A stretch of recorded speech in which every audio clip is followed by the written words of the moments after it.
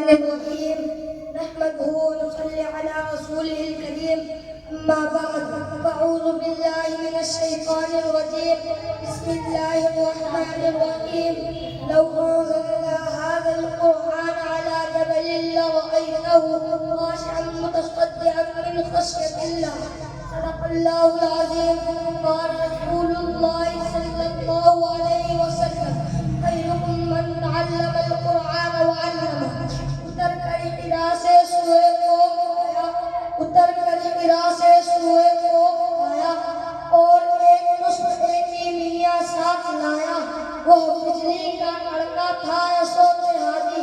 وہ بجلی کا کڑکا تھا صوت ہادی عرب کی زمین جس نے ساری ہلا دی محترم بزرگوں اور بھائیوں السلام علیکم ورحمۃ اللہ وبرکاتہ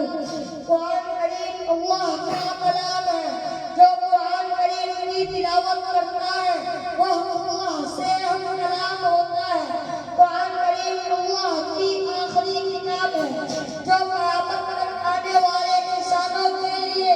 رہنمائی اور رہبری کے لیے نازل کی گئی ہے اس کی تعلیم معیار صدق و صفا اس کی تہذیب فطرت کا مدعی لہذا اس کے احکام کو بجا لانا اس کی خدمت میں مشغول ہونا اس کی تلاوت کرنا اور سننا مسلمانوں کا سب سے زیادہ مشغلہ ہونا چاہیے حضرت عبداللہ بن مسعود رضی اللہ عنہ سے روایت ہے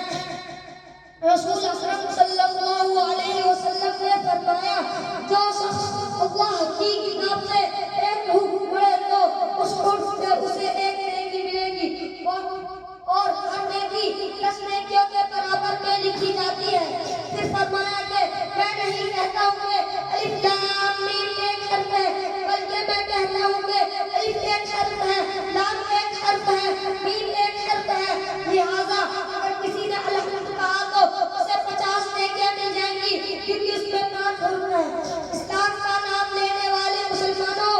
آج ہم مسلمان ہیں قرآن کے ماننے والے ہیں قرآن کریم کو خدا کی کتاب کا تصور کرتی ہے لیکن قرآن کا حق ادا نہیں کرتے ہمارے گھروں میں قرآن کتابوں کی زینت بن کر رہ گیا الماریوں میں بہت خوبصورتی کے لیے قرآن کو رکھا جاتا ہے حریر اور ریشم کے جزدان قرآن پر چڑھانے سے قرآن کا حق ادا نہیں ہوتا تعویذوں میں لکھنا اور کنڈوں میں لکھ کر پلانا قرآن کا مقصد سمجھ لیا گیا ہے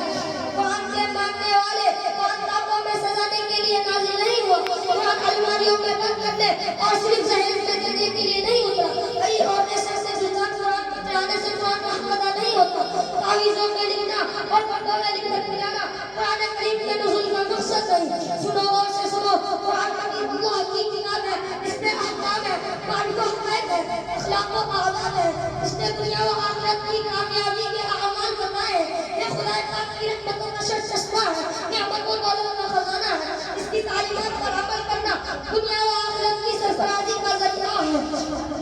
اس کے الفاظ بڑے